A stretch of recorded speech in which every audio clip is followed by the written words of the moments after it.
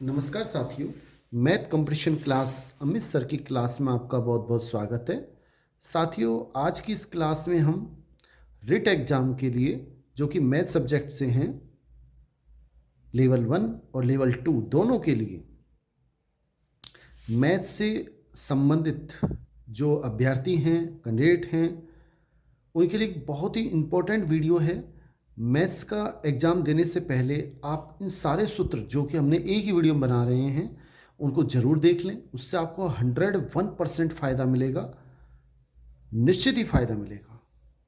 और उससे पहले आपसे निवेदन रहेगा कि आप इस चैनल को सब्सक्राइब भी कर लें, लाइक करें, कमेंट करें, क्योंकि नेक्स्ट जो इम्पोर्टेंट क्वेश्चनों का वीडियो है जिससे आपको तुरंत मिल सके।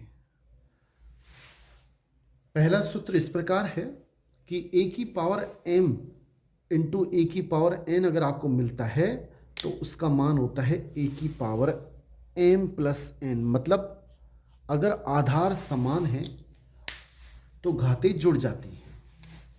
समझने के लिए मैं आपको बता देता हूं, जैसे 3 की पावर आधा गुणा 3 की पावर 2 है तो इसका मान क्या आएगा, 3 की पावर आधा प्लस 2। और आधा प्लस 2 क्या होता है, ढाई। ढाई मीन्स 5/2। ऐसे हम इनको अगर आधार समान है तो घातों को जोड़ देंगे। इस तरह से हम क्वेश्चन को हल करेंगे।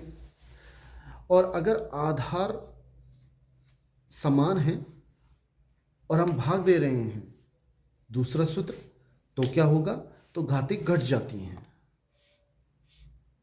m में से n को घटा देंगे। जैसे अगर 3 की पावर 2 है ऊपर है, 3 की पावर आधा नीचे है, तो इसका मान क्या आएगा, 3 की पावर 2 माइनस आधा, यानी 3 की पावर 1.5। 2 में से अगर आधा घटाएंगे 1.5, जिसको हम 3/2 लिख सकते हैं। तो ये हमें समझना है, आधार समान है, गुणा करेंगे तो घाते जोड़ेंगे, भाग देंगे तो घाते घटा देंगे। नेक्स्ट तीसरा सूत्र, घात पे घात तो हम गुणा कर देंगे। जैसे उदाहरण के लिए 3 की पावर अगर मान लो 3 की पावर 2 की पावर 3 है तो हम इसको क्या लिखेंगे, 3 की पावर घात पे घात गुणा हो जाएगी 6, और फिर हम इसका मान 3 को 6 बार गुणा करके निकाल लेंगे। चौथा सूत्र, आप हमेशा याद रखें, किसी भी संख्या बस वो शून्य होनी चाहिए, उसकी पावर अगर 0 है तो उसका मान हमेशा 1 होता है। इसका मान कितना होता है, हमेशा 1। इसको आप याद रख लें। चाहे 1 लाख की पावर 0 है, बस शून्य नहीं होनी चाहिए। शून्य के पावर शून्य का मान 0 नहीं, 1 नहीं होता। बाकी 100 की पावर 0 का मान भी 1 होता है। नेक्स्ट ये देखें, अब जैसे ये है, ये क्या कहता है, 1/a की पावर m है तो ऊपर जाएगा तो माइनस में हो जाएगा। जैसे 1/2 की पावर 5, तो हम इसको क्या लिख सकते हैं, 2 की पावर -5, इस तरह से। नेक्स्ट छठा, अगर a की पावर m बराबर a की पावर n है तो आप याद रखें m बराबर n होगा। मतलब आधार समान है तो घातें बराबर होंगी। जैसे 3 की पावर 5 बराबर 3 की पावर x, हमसे x का मान पूछे, अगर आधार समान है तो घातें भी बराबर होंगी, यानी x का मान 5 होगा। छठा सूत्र, अगर घात समान है, m है, तो आधार भी बराबर होंगे। जैसे 3 की पावर 5 और x की पावर 5, अब की बार घात समान है दोनों, तो नीचे जो आधार हैं वो भी बराबर होंगे, तो x का मान 3 हो जाएगा। इस तरह से हमारे 7 सूत्र हैं, समझ में आ गया होगा। अगर a की पावर m है बराबर n तो m बराबर n, आधार समान है तो घातें बराबर होंगी, और घात समान है तो आधार भी बराबर होंगे। नेक्स्ट सूत्र देख लेते हैं साथियों। ये नेक्स्ट सूत्र है हमारा 8वां सूत्र। ये क्या कहता है, 8वें सूत्र में अगर आपको इस तरह से मिलता है तो इसका मतलब होता है a की पावर 1/m, यानी इसकी घात 1/m है। जैसे अगर सीधा x अंडर रूट मिले तो इसका मतलब होता है x की घात आधा। अगर 3 लिख रहा है तो 1/3, इस तरह से। मेरे ख्याल से आपको समझ में आ गया होगा। नेक्स्ट 11वां सूत्र, 11वां सूत्र क्या कहता है? 11वें सूत्र में हमसे कहना चाह रहा है कि यदि under root A under root A under root ए इस तरह से n पद हों तो इसका मान आप क्या निकालेंगे? a की पावर, जो ये लिखा है a, उसकी power 2n minus 1 upon 2n। जैसे उदाहरण से समझ लें, समझ में आ जाएगा। जैसे इसका मान निकालना है, अब कितनी बार n पद के स्थान पे कितना पद हो गया? 1 2 3 4 पद।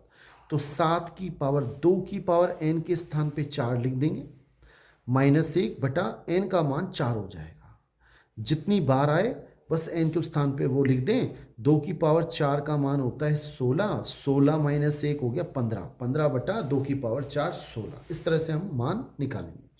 मेरे ख्याल से आपको समझ में आ गया होगा, बस सूत्र याद रख लें।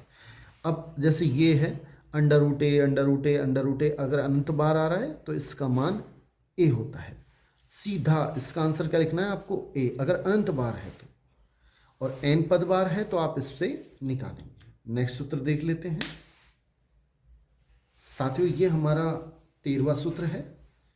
यदि a बराबर n इंटू n प्लस 1 है, यदि कोई भी संख्या है, आप समझ लें, और वो दो क्रमागत संख्याओं के टुकड़ों के रूप में है, तो इसका मान निकलवाएगा तो इसका मान होगा n प्लस 1 बड़ा गुणनखंड, और अगर माइनस है तो उसका मान होगा n छोटा गुणनखंड। उदाहरण से समझें, जैसे ये 56 है, अंडर रूट 56 अनंत बार। अब प्लस है तो पहले 56 के दो टुकड़े हम कर सकते हैं क्रमागत 7 इंटू 8, बिल्कुल पहले 7 इंटू 8, 7 8 56, और लगातार है, और लगातार है तो क्या होगा? ये तो हो गया बड़ी संख्या, बड़ा गुणनखंड, तो इसका मान आएगा, अगर हमसे पूछे तो 8। क्वेश्चन में इसका मान पूछे तो इसके गुणनखंड 7 और 8, छोटा वाला गुणनखंड 7, इसका आंसर आ जाएगा। नेक्स्ट देख लेते हैं साथियों, ये जनरल सूत्र हैं, आपको याद होने ही चाहिए। अगर कोई भी क्वेश्चन आए तो हम इनको गलत ना करें। सूत्र अगर हमारे पास अगर सारे दिमाग में हैं तो हम क्वेश्चन कोई भी हो उसे आसानी से हल कर सकते हैं। बस सूत्र को टिप्स पे याद कर लें। a प्लस बी का होल स्क्वायर क्या होता है? पहली संख्या a का स्क्वायर प्लस दूसरी संख्या b का स्क्वायर और प्लस 2ab, यानी पहली और इंटू दूसरी संख्या। a माइनस बी का होल स्क्वायर है तो इसका मान क्या होता है? a square plus B square minus 2ab। इस तरह से पहली संख्या का वर्ग प्लस दूसरी संख्या का वर्ग माइनस 2 इंटू पहली गुणा दूसरी, और a square minus B square है, पहली संख्या का वर्ग माइनस बीच में होना चाहिए, तो एक बार तो इनको जोड़ें a प्लस बी, एक बार घटा दें a माइनस बी, ये इसका सूत्र रहेगा। और तीन संख्या a प्लस बी प्लस सी का वर्ग, अगर मैं क्या होगा? पहली संख्या का स्क्वायर प्लस दूसरी का प्लस तीसरी का, a square plus B square plus C square plus 2ab, 2 into पहली दूसरी, 2bc और 2ac, तो 2abc और 2ca या ac, एक ही बात है। a प्लस बी का होल क्यूब क्या होता है? a cube plus B cube plus 3a square B और प्लस 3ab स्क्वायर। आप इनको एक दो बार याद करेंगे, याद हो जाते हैं। ऐसे a माइनस बी का होल क्यूब क्या हो जाएगा? a cube minus B cube minus 3a square B plus 3ab square. अगर आपको ये याद है तो ये याद करना बहुत ही आसान है। जहाँ b है उसके स्थान पे माइनस बी लिख दें। देखो ये b है, इसके स्थान पे माइनस आ गया, यहाँ b है, इसके स्थान पे माइनस आ गया, यहाँ b है, स्क्वायर है, तो माइनस बी का स्क्वायर वापस प्लस हो जाएगा, इसलिए प्लस हो गया। विषम घात जहाँ पर होगी 3 1 5, वहाँ माइनस आ जाएगा। और ऐसा ही इसमें है, देखो इसमें भी वही है, प्लस है बी, यहाँ माइनस बी है, सम संख्या के स्थान पे प्लस ही आएगा, माइनस की घात है तो विषम घात है तो माइनस आ जाएगा। नेक्स्ट देख लेते हैं अगला सूत्र साथियों, ये हमारा 20वां सूत्र है। a cube plus B cube अगर हमसे पूछता है तो उसका सूत्र क्या आएगा? a प्लस बी, अगर प्लस है तो प्लस आएगा, और a स्क्वायर माइनस, अगर प्लस है तो minus ab plus B square, और a cube minus B cube है तो आप क्या करेंगे? माइनस है तो a माइनस बी। आप बस ये ध्यान रखना है, प्लस है तो प्लस, अगला वाला माइनस, माइनस है तो माइनस, अगले वाला प्लस, तो a square plus ab plus B square. ये कुछ सूत्र इस तरह से हैं, आप वैसे भी कर सकते हैं, याद रख के भी कर सकते हैं। अगर x प्लस 1/x का मान a दे, सीधा क्वेश्चन पूछता है कई बार, तो इसका मान पूछे तो इसका मान हो जाएगा a² माइनस 2। और x माइनस 1/x का मान a दे और इसका मान प्लस में पूछे तो a² प्लस 2 होगा। मतलब प्लस वाला दे तो a² माइनस, माइनस वाला दे तो a² प्लस। एक दो बार प्रैक्टिस करते हैं, याद हो जाते हैं, क्वेश्चन बड़ी आसानी से हो जाते हैं। नेक्स्ट देखें साथियों, नेक्स्ट अगर x प्लस 1/x का मान a दे और अब की बार क्यूब पूछे, प्लस है तो माइनस आएगा, और माइनस दे तो माइनस पूछे तो प्लस आएगा। बस इतना ध्यान रखना है आपको, प्लस पूछे तो माइनस और माइनस पूछे तो प्लस, और आएगा क्या a³ minus 3a, a³ plus 3a। जब मैं आपको क्वेश्चन कराऊंगा ऐसे तो आपको समझ में आ जाएंगे। यदि नेक्स्ट देखें, अल्फा और बीटा किसी द्विघात समीकरण के मूल हो, तब समीकरण का सूत्र क्या होता है निकालने का? x² माइनस दोनों मूलों का योग और दोनों मूलों का गुणनफल। ये भी हम बोल सकते हैं x² माइनस मूलों का योग गुणा x प्लस मूलों का गुणनफल बराबर 0। नेक्स्ट देख लेते हैं 27वां सूत्र। साथियों, अगर हमें द्विघात समीकरण दे ax² plus bx plus c बराबर 0 और इसके मूल अल्फा बीटा हो, तो आप याद रखना चाहिए अल्फा प्लस बीटा का मान होता है माइनस b/a और अल्फा गुणा बीटा का मान होता है c/a। ठीक है। ऐसे ही 28वां सूत्र, अगर कोई दो संख्या हैं n² और n+1 का होल स्क्वायर के बीच 2n, आपको याद रखनी है n² और 2n+1 के होल स्क्वायर के बीच 2n गैर वर्ग संख्या होती है। गैर वर्ग संख्या जिनका मतलब पूर्ण वर्ग नहीं होती, वो पूर्ण वर्ग नहीं होती। अब जैसे यानी उनका वो किसी का वर्ग नहीं है, कहने का मतलब, अभी सब और समझा देता हूँ, आप उदाहरण से सीख लें। जैसे 15 का स्क्वायर और 16 के स्क्वायर के बीच कितनी गैर वर्ग संख्या हैं? जैसे 3 का स्क्वायर पूछे, आप सरल से समझे, 3 का स्क्वायर 4 के स्क्वायर के बीच में कितनी गैर वर्ग संख्या हैं? 3 का वर्ग होता है 9, ये होता है 16। अब जैसे 10 है बीच में, 10 है, 11 है, ये किसी भी संख्या का वर्ग नहीं है। गैर वर्ग संख्या का मतलब ये है। अब ऐसी कितनी संख्या हैं जो किसी भी संख्या का वर्ग नहीं है? वो हम कैसे निकालेंगे? 2 इंटू छोटी वाली संख्या, तो 2 इंटू 3, तो ऐसी संख्या कितनी है? 6। आप देख लें 10, 11, 12, 13, 14 और 15, ये 6 संख्या हैं। और इसी तरह से इसका मान क्या आएगा? 2 इंटू 15 यानी कि 30, छोटी वाली संख्या से गुणा करना है। तो ये हमसे डायरेक्ट पूछे तो इस सूत्र से हम ज्ञात कर सकते हैं। नेक्स्ट देख लेते हैं 29वां सूत्र।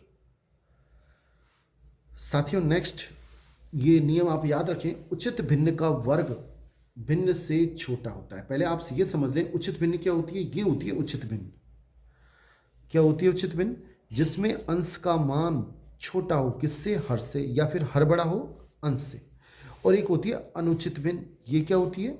इसमें अंश बड़ा होता है, हर छोटा होता है। अब क्या कहना चाह रहा है? उचित भिन्न। उचित भिन्न मतलब जैसे 3/4, इसका वर्ग भिन्न से जो भिन्न है, जैसे 3/4 है, ये उचित भिन्न है, और इसका वर्ग भिन्न से क्या होता है? छोटा होता है, मतलब भिन्न बड़ी होती है। और अनुचित भिन्न में उल्टा है। अनुचित भिन्न अगर है तो उसका वर्ग बड़ा होगा भिन्न से। आप एक दो बार समझने का प्रयास करें, समझ में आ जाएगा। सीधा पूछता है कौन सा सत्य है, कौन सा सत्य है, तो थोड़ी दिक्कत आती है। अगर हमें याद है तो समझ में आ जाएगा। नेक्स्ट देखिए 31वां। साथियों, ये 31वां सूत्र है। साधारण ब्याज का सूत्र आप याद रखें, मूलधन इंटू समय इंटू दर बटा 100। और इसको हम ऐसे भी लिख सकते हैं, सिंपल इंटरेस्ट बराबर P principal, R rate, T time बटा 100, यानी PRT बटा 100। मिश्र धन क्या होता है? मूलधन प्लस साधारण ब्याज। 33वां सूत्र क्या है? P मूलधन और R प्रतिशत वार्षिक की दर से T1 वर्ष और T2 वर्ष में साधारण ब्याज का अंतर अगर हमें निकालना हो, कई बार सीधा सीधा क्वेश्चन पूछता है, हमें P1 मूलधन दे देता है, वार्षिक ब्याज की दर दे देता है, और हमसे मूलधन दे देता है, दर दे देता है, और हमसे कहता है 2 वर्ष और 4 वर्ष के मध्य साधारण ब्याज का अंतर बताइए। तो सीधा सूत्र लगा के हम ज्ञात कर सकते हैं P गुणा T2 माइनस T1 गुणा R बटा 100। आप एक बार याद कर लें, क्वेश्चन कराऊंगा जब इन सूत्रों को मैं काम में भी लूँगा। नेक्स्ट वीडियो में जब क्वेश्चन करेंगे महत्वपूर्ण। 34वां सूत्र देख लेते हैं। अब ये 34वां सूत्र है। साधारण ब्याज पर सरल ब्याज, साधारण ब्याज एक ही बात है, एक राशि मूलधन T1 वर्ष में A1 और T2 वर्ष में A2 हो जाती है तो मूलधन क्या है। सीधा क्वेश्चन पूछता है, सीधा क्वेश्चन पूछता है कि साधारण ब्याज की दर से 2 वर्ष में राशि इतनी हो जाती है, 5 वर्ष में इतनी हो जाती है, तो मूलधन क्या है। तो आप A1 minus A2 minus A1 बटा T2 minus T1 into T1, इससे आप सीधा निकाल सकते हैं। और इसका दूसरा तरीका भी है, लेकिन सूत्र से निकालना चाहें तो ये तरीका है। जब ब्याज की दर वार्षिक हो तो मिश्रधन का सूत्र क्या है, ये चक्रवृद्धि ब्याज का आ गया, मूलधन इंटू 1 प्लस दर की घात बटा 100 की घात n, ये चक्रवृद्धि ब्याज है। और चक्रवृद्धि ब्याज जब वार्षिक हो, और अगर हमें CI निकालना है, चक्रवृद्धि ब्याज निकालना है, तो हमें ये सूत्र काम में लेना पड़ेगा। इसमें प्रिंसिपल P को मान घटा देते हैं, वो कॉमन आके ये आ गया। नेक्स्ट सूत्र देख लेते हैं। अब देखो ये 36वां है। अगर ब्याज अर्धवार्षिक है तो आप सीधा ये सूत्र काम में लें कि जो अमाउंट है मिश्रधन है उसका सूत्र क्या होगा, मूलधन इंटू 1 प्लस दर बटा 200 की घात 2n। n हमेशा आपको याद रखना है, वर्ष में लेना है। अगर समय भी है तो महीने में है तो उसमें 12 में का भाग देके वर्ष में बदलना है। ब्याज की दर तिमाही हो तो आपको ये सूत्र काम में लेना है, मूलधन इंटू 1 प्लस दर बटा 400 की घात 4n, तिमाही होने पर। सूत्र देख लें तो आप ये काम में लेंगे। n का आप हमेशा विशेष ध्यान रखेंगे, हमेशा वर्ष में लेंगे, ठीक है। और अगर भिन्न में है इस तरह से तो आप क्या करेंगे, पहले तो घात 2 लिखेंगे और 1 प्लस 4 बटा 5 r बटा 100। फिर सुने, अगर भिन्न में है तो मूलधन इंटू 1 प्लस दर बटा 100 की घात, पहले ये लिखेंगे, प्लस 1 प्लस जो भी भिन्न है उसको दर से गुणा करके बटा 100। इस तरह से आप काम में ले सकते हैं। नेक्स्ट देखें 39वां। साथियों नेक्स्ट 2 वर्ष में चक्रवृद्धि ब्याज और साधारण ब्याज का अंतर। कई बार हमें से क्वेश्चन सीधा सीधा पूछता है कि 2 वर्ष में चक्रवृद्धि ब्याज इतना है, साधारण ब्याज इतना है, तो आप उनका अंतर निकाल के सीधा ये सूत्र लगा सकते हैं कि PR² बटा 100 का स्क्वायर। कोई एक चीज़ हमसे पूछता है, कोई एक चीज़, या तो P का मान, मूलधन कितना है, या रेट कितनी है, या अंतर पूछे तो आप ये सूत्र काम में ले सकते हैं। और 3 वर्ष में चक्रवृद्धि ब्याज और साधारण ब्याज का अंतर क्या होता है, तो आप ये सूत्र काम में लेंगे, मूलधन इंटू दर बटा 100 की घात 3 प्लस 3 इंटू दर बटा 100 की घात 2।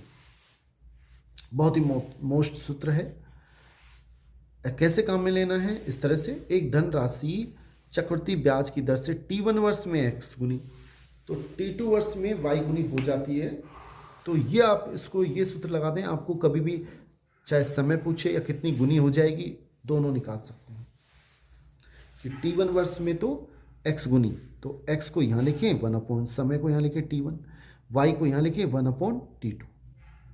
नेक्स्ट, इससे जो भी निकालना चाहें निकाल सकते हैं। नेक्स्ट देख लें 42वां। साथियों ये 42वां है। ax² plus bx plus c बराबर 0 x में एक सर्व समीका है, तब क्या होगा हमसे पूछता है। ax आया हुआ क्वेश्चन है, ax² plus x plus c बराबर 0 x में एक सर्व समीका है, तब क्या होगा, तो तब ये होगा कि a बराबर 0, b बराबर 0, c बराबर 0 होगा। तीनों के मान 0 होंगे। क्यों? सर्व समीका किसे कहते हैं, जो कि x के प्रत्येक मान के लिए सत्य हो। x का मान चाहे कुछ भी हो, वो तभी हो सकता है जब a भी 0 हो, b भी 0 हो और c भी 0 हो। जब तीनों 0 होंगे तो इसको इससे गुणा करेंगे 0, इसको इससे गुणा करेंगे 0, इसका मान 0, तीनों को जोड़ेंगे 0 प्लस 0 प्लस 0, वो भी 0 ही आएगा। तो अगर ये सर्व समीका है तो इसका x ये कब संभव है, जब a b c तीनों 0 हो। नेक्स्ट देखें, दो संख्या a और b का समांतर माध्य क्या होगा, दोनों संख्याओं का जोड़ बटा 2। ध्यान रखना, दो संख्या a और b हैं, उनका गुणोत्तर माध्य क्या होता है, उन दोनों का गुणा का वर्गमूल। अगर a b c d समानुपाती हैं तो सूत्र आपको याद रखना है कि a का d से गुणा और a का d से गुणा और b का c से गुणा बराबर होता है। अगर ए बी सी गुणोत्तर माध्यम गुणोत्तर श्रेणी में है तो बीच वाले का वर्ग दोनों के गुणा के बराबर होता है। नेक्स्ट आगे साथियों, ये बहुत ही सामान्य सूत्र है, हर बार एक क्वेश्चन ऐसा आ ही जाता है। एक दुकानदार किसी वस्तु के मूल्य में x% बढ़ाकर अंकित करता है मूल्य को, और फिर x% की कमीशन दे देता है, छूट दे देता है। अथवा ऐसा भी क्वेश्चन हो सकता है, गांव की जनसंख्या पहले वर्ष में x% की वृद्धि होती है, फिर दूसरे वर्ष में x% की कमी होती है, तो भी हमें ये सूत्र काम में लेना है। और तीसरा, एक व्यक्ति दो वस्तुओं में से एक को x% लाभ से और दूसरे को x% हानि से बेचता है, तो उसे टोटल इन तीनों तरह के क्वेश्चनों में एक ही सूत्र लगाना है, तब x²/100% की कमी या हानि होगी। हमसे पूछेगा कितने प्रतिशत की हानि होगी, कमी होगी, तो क्या सूत्र लगाना है, x²/100। नेक्स्ट अगला सूत्र साथियों, ये 48वां सूत्र है। चाल बराबर दूरी बटा समय होता है, कहीं ना कहीं किसी क्वेश्चन में काम आ ही जाता है, या दूरी बराबर चाल इंटू समय। 50वां सूत्र मोस्ट है। किसी जीवा द्वारा, जैसे ये जीवा है ए बी, ये जीवा ए बी है, ये केंद्र पर कितना कोण बना रही है, ये जीवा केंद्र पर 2α कोण बनाती है, और इसी जीवा द्वारा परिधि पर किसी भी परिधि पर बनने वाले कोण का दुगना होता है। एक बार आप फिर सुन लें कि कोई भी जीवा परिधि पर बनने वाले कोण का दुगना कोण बनाती है, कहाँ पर, केंद्र पर। ठीक है, अगर ये अल्फा है तो ये 2α, 40 तो ये 80। और किसी जीवा द्वारा परिधि पर बनने वाले कोण बराबर होते हैं। अगर जैसे यहाँ पे P और Q पर कोण बनाया तो ये कोण और ये कोण बराबर होंगे, केंद्र पर दुगना होता है। ये वृत्त है, ये आधा वृत्त हो गया, क्यों, ये व्यास हो गया। अब आधे वृत्त पे चाहे कहीं भी कोण बनाए, ऊपर या नीचे, हमेशा 90 डिग्री का बनता है। क्यों, क्योंकि हमें याद रखना है अर्धवृत्त पर 90 डिग्री का कोण बनता है। अर्धवृत्त पे बनने वाला कोण समकोण होता है। नेक्स्ट साथियों, ये हमारा 53वां सूत्र है, और इस प्रकार है, आप समझ लें इसको। ये कोई वृत्त है और ये वृत्त का केंद्र है।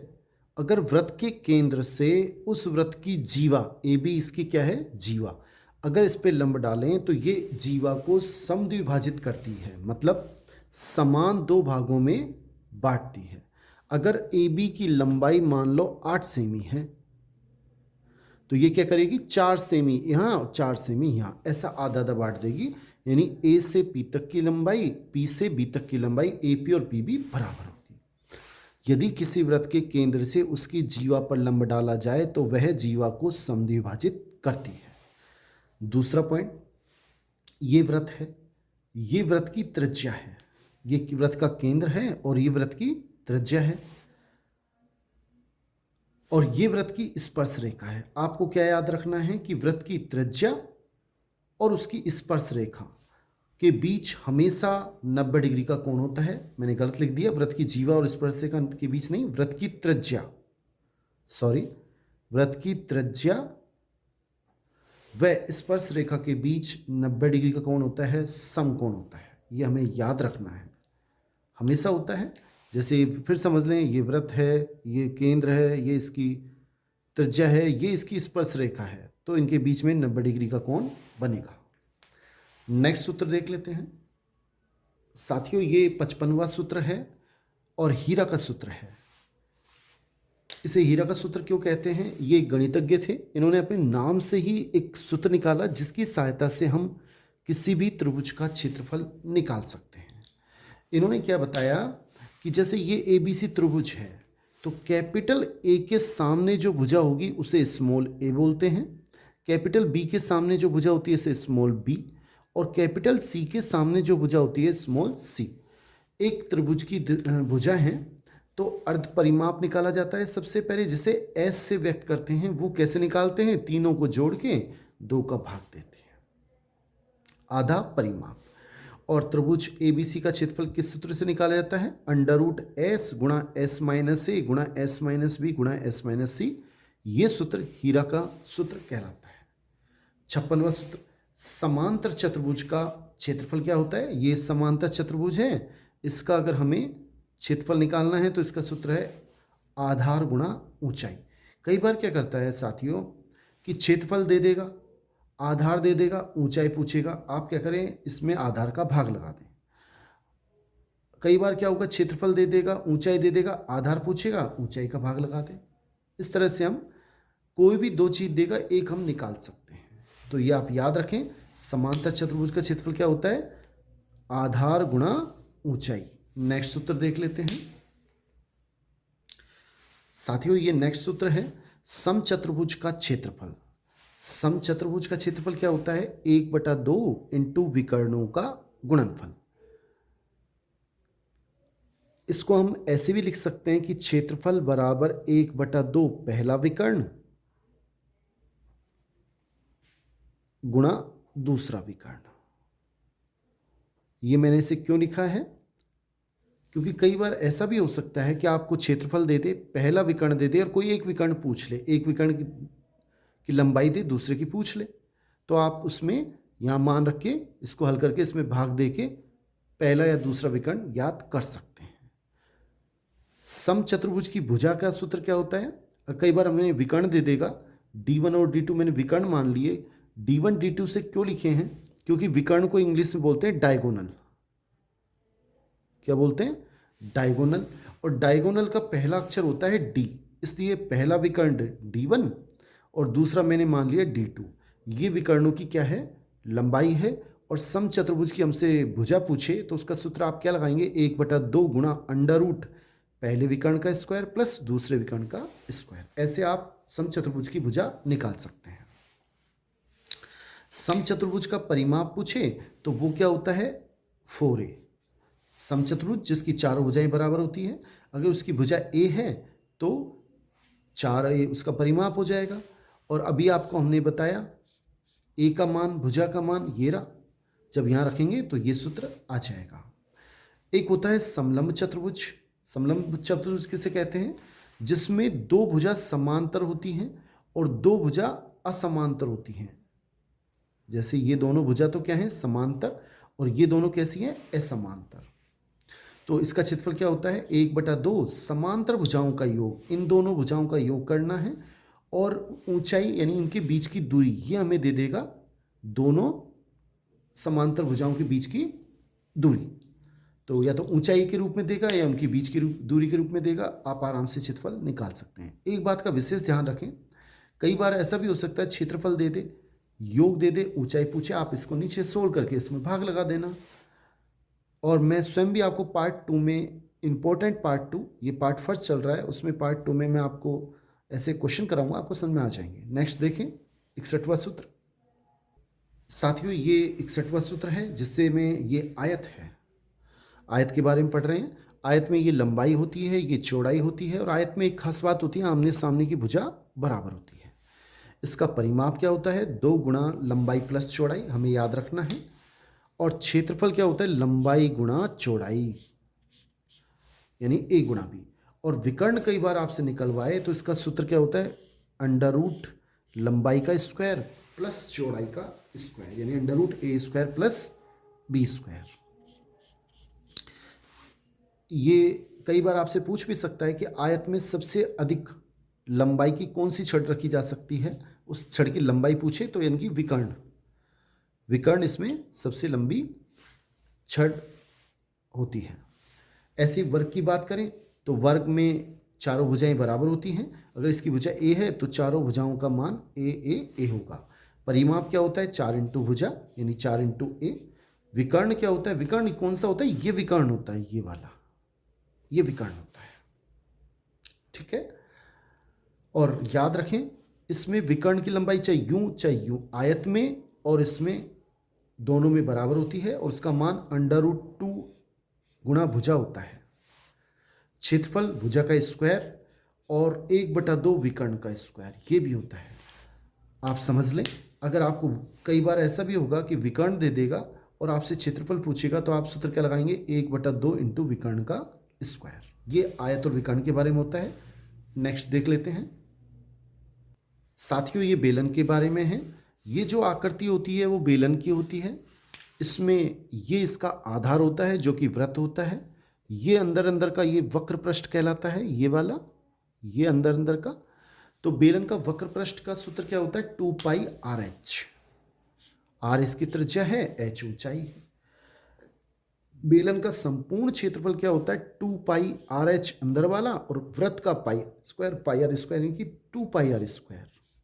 यानी कि हम इस ऐसे भी ले सकते हैं और इसको ऐसे भी लिख सकते हैं, क्योंकि हमने इसमें 2 पाई आर कॉमन लेंगे तो यहाँ एच बचेगा, प्लस इसमें 2 पाई आर कॉमन लिया तो आर बचेगा। बेलन का आयतन आप याद रखें, पाई आर स्क्वायर एच होता है, और बेलन के आधार का क्षेत्रफल होता है पाई आर स्क्वायर। क्यों, जो बेलन का आधार है वो ये वाला हिस्सा है और ये वृत्त है, और वृत्त का क्षेत्रफल क्या होता है, पाई आर स्क्वायर। नेक्स्ट देख लेते हैं साथियों, देखिए घनाभ। घनाभ के बारे में कुछ आप डाइट याद रख लें, सीधा पूछा जा सकता है। सीट्स की संख्या कितनी होती है, 8। फलक कितने होते हैं इसमें, 6। कितने फलक होते हैं, 6। आप एक कमरे में बैठे हैं तो उसमें दीवार को देख लें, वही उसके फलक होते हैं। 4 दीवारें, एक फर्श, एक छत, तो 6 फलक हो गए। सीट्स, एक कमरे में आप बैठ के कोने के बिंदु काउंट कर लें, जो कोने पे दोनों दीवारें जहां भिड़ रही हैं, 4 नीचे आएंगे फर्श पर और 4 छत पर आएंगे, तो टोटल 8 होते हैं। कमरा एक घना भी होता है।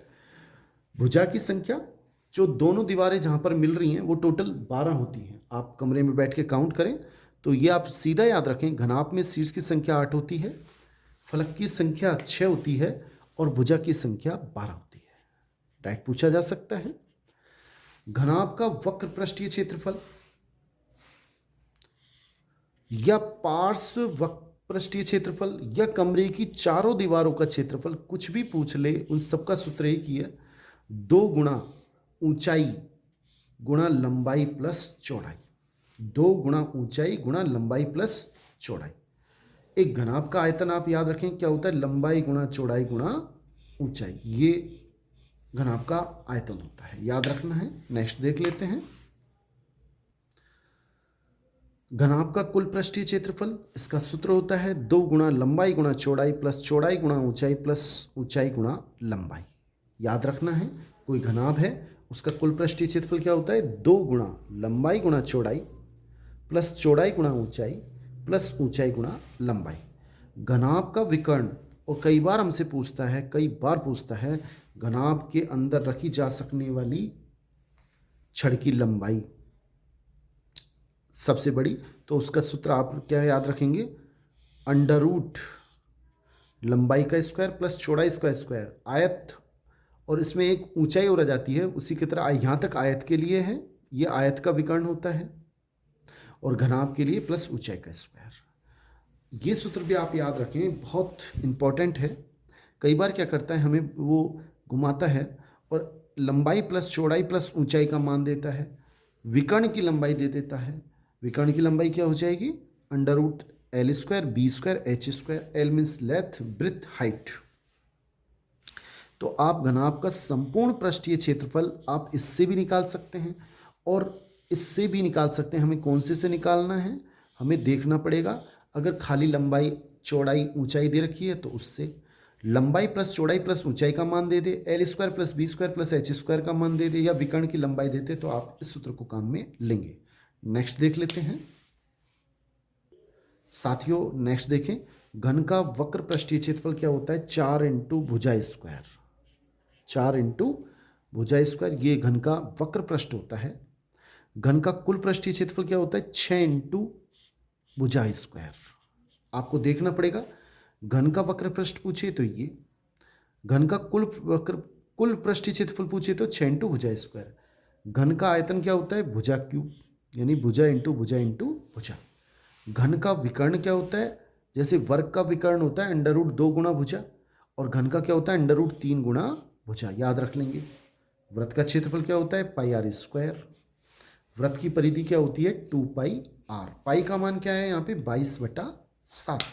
आगे देखें, एक बात और विशेष ध्यान दें बच्चों, इसमें कई बार क्या है, क्षेत्रफल दे देगा, आर का मान पूछेगा, कुछ भी नहीं है, जिसका मान दे उसका आप रख दो। क्वेश्चन मैं सोल्व कराऊं उनको ध्यान दो। पार्ट आप चैनल को सब्सक्राइब जरूर कर लें, जिससे मैं पार्ट सेकंड कराऊं तो आपके पास पहुंच जाए।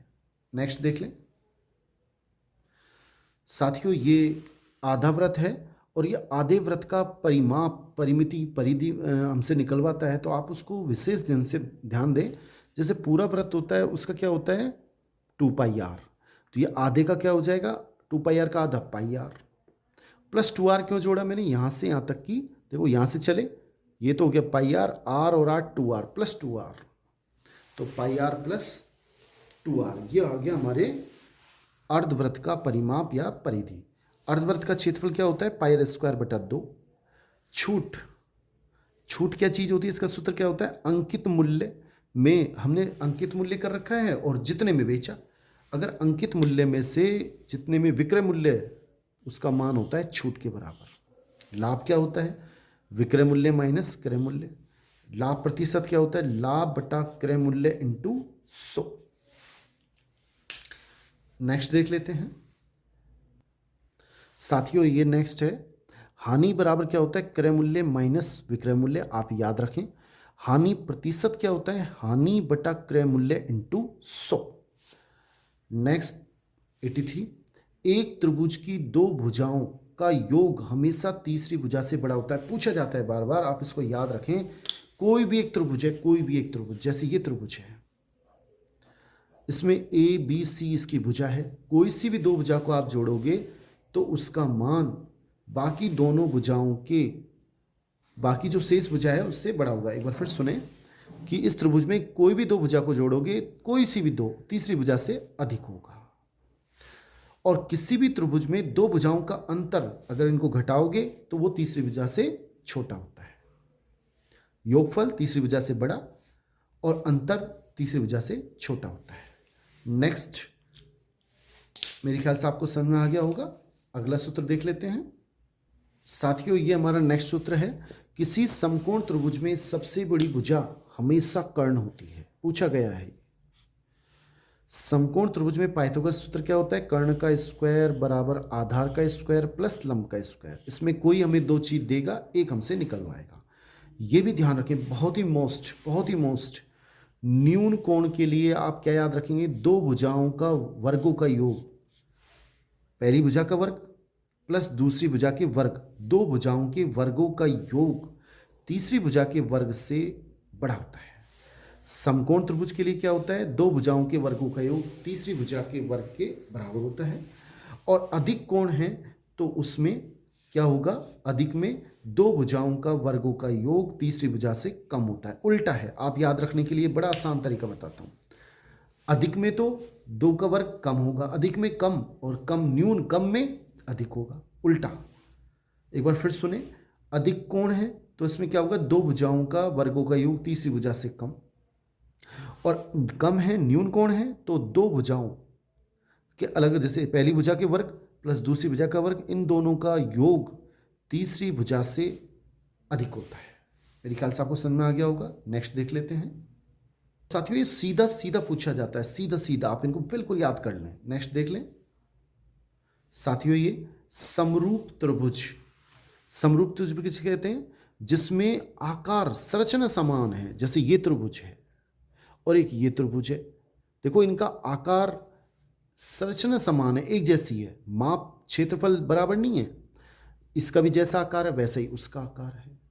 अगर केवल आकार समान है तो हम उसके कहेंगे इनके रूप समान हैं, ये समरूप हैं। और समरूप दो त्रिभुज ABC और त्रिभुज PQR समरूप कब होते हैं यदि उनके संगत कोण बराबर हो। ये कोण इसके बराबर, ये कोण इसके बराबर, ये कोण इसके बराबर, ये 30 तो ये भी 30, 40 40, 50 50, जितने भी हो संगत कोण बराबर हो पहली बात, और संगत भुजा समानुपाती होनी चाहिए।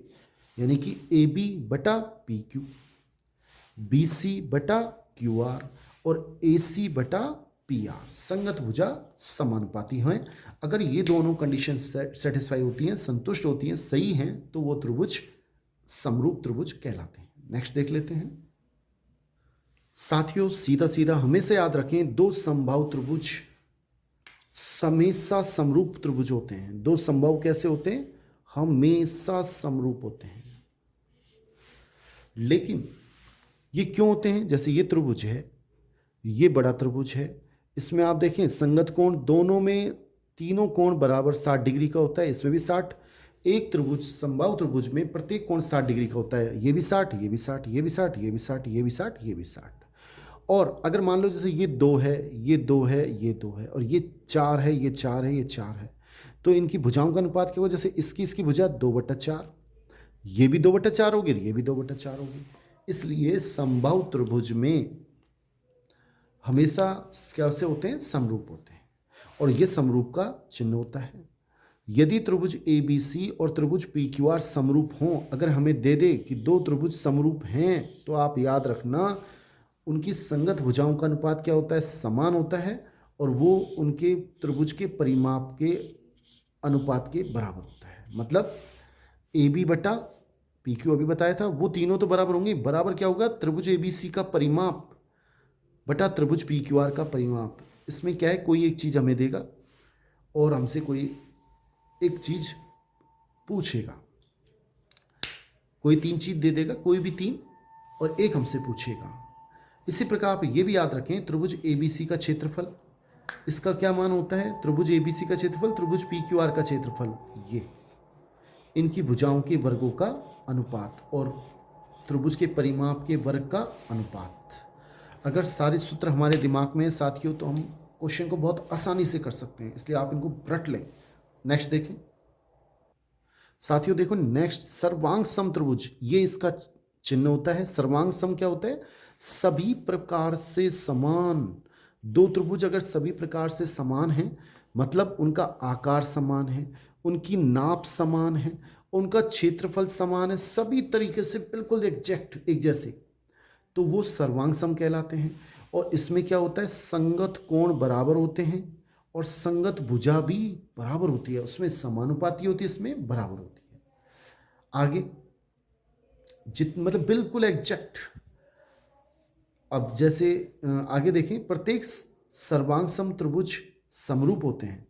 जो प्रत्येक सर्वांग सम हैं वो कैसे होंगे? समरूप होंगे। लेकिन समरूप त्रिभुज सर्वांग सम हो ये आवश्यक नहीं होता। अगर इसको आपको समझना है तो आप मेरे त्रिभुज वाले वीडियो में डिटेल से देख लें, बहुत अच्छे से समझा रखा है ऐसा क्यों होता है। नेक्स्ट देखें साथियों, सर्वांग समता के कुछ नियम होते हैं। ये 4 नियम हैं। अगर ये चारों नियम संतुष्ट होते हैं तो दोनों त्रिभुज सर्वांग सम होंगे। पहला नियम SAS नियम, मतलब भुजा कोण भुजा, दो भुजा और एक उनके बीच का कोण अगर बराबर है दोनों त्रिभुजों का, तो वो सर्वांग सम होंगे। ऐसे ही दो कोण और एक उनके बीच की भुजा अगर बराबर है तो वो भी सर्वांग सम होंगे। अगर तीनों भुजा बराबर है, तीनों भुजा बराबर है, तो वो सर्वांग सम होते हैं। और ऐसे ही अगर समकोण त्रिभुज है, उसमें कर्ण और कोई सी एक भुजा, दो समकोण त्रिभुज हैं, जैसे ये मान लो समकोण त्रिभुज है, ये कोई दूसरा समकोण त्रिभुज है, और इसमें समकोण दोनों है, 90 डिग्री है, ये भी 90 डिग्री है।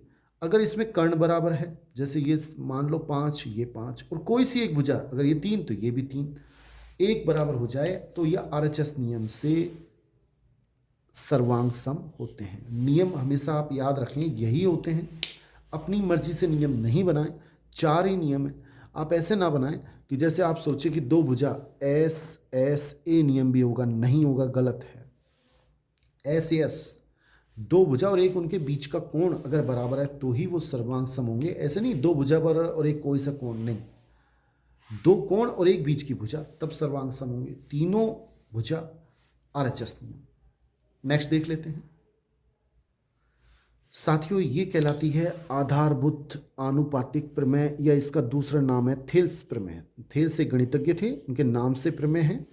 इन्होंने क्या कहा कि कोई त्रिभुज है, उस त्रिभुज की कोई तो भुजा, जैसे ये AB और AC भुजा, और तीसरी भुजा कौन सी बची? BC।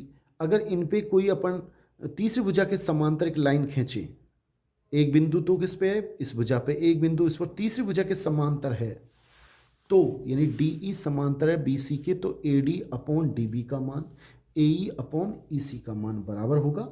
ऐसे ही AD अपॉन AB और AE अपॉन AC का मान बराबर होता है, और DE अपॉन BC, ये DE अपॉन BC का मान बराबर होता है, याद रखना है। अगला 98, एन भुजा वाले बहुभुज में सभी अंतःकोणों का योग अगर निकालना है तो इसका सूत्र होता है n-2 गुणा 180। ये सूत्र आप अगर ज़्यादा समझना चाहते हैं तो मेरे डिटेल वाले त्रिभुज के पार्ट फर्स्ट सेकंड थर्ड को देख लें। एन भुजा वाले बहुभुज में सभी, जैसे ये चतुर्भुज है, चतुर्भुज के सभी अंतःकोणों का योग कितना होगा, कैसे निकालेंगे? कितनी भुजाएं इसमें? 4, एन के स्थान पे 4 - 2 गुणा 180, यानी 2 गुणा 180 यानी कि 360। अगर ज़्यादा समझना है तो आप बहुभुज वाले टॉपिक को डिटेल से देख लें, ये थोड़ा शॉर्ट चल रहा है। नेक्स्ट देखें साथियों, नेक्स्ट एन भुजा वाले बहुभुज का प्रत्येक अंतःकोण n-2 गुणा 180 बटा n, इस सूत्र से हम निकालेंगे कि कोई भी बहुभुज है, समबहुभुज, उसमें प्रत्येक अंतःकोण का मान क्या है, एक अंतःकोण का मान क्या है, तो इस सूत्र से आप निकाल सकते हैं। एन भुजा वाले बहुभुज के सभी अंतःकोणों का मान हमेशा, ये कोई जैसे एन भुजा वाले बहुभुज के सभी, ये त्रिभुज है, इसके बाह्य कोण, ये जो बाहर होते हैं, इनका योग हमेशा 360 डिग्री होता है। और डिटेल से जानना है तो आपको वो वीडियो देखनी पड़ेंगी बहुभुज वाला। इस पार्ट में हम 100 तक ही सूत्र करेंगे, 101 से हम नेक्स्ट पार्ट में करेंगे। आपसे निवेदन है आप इस चैनल को सब्सक्राइब कर लें, लाइक करें, अधिक से अधिक कमेंट करें। आपको वीडियो पसंद आया तो लाइक ज़रूर करें, जिससे मैं आपको सेकंड पार्ट थोड़ा जल्दी ला सकूं। थैंक्स।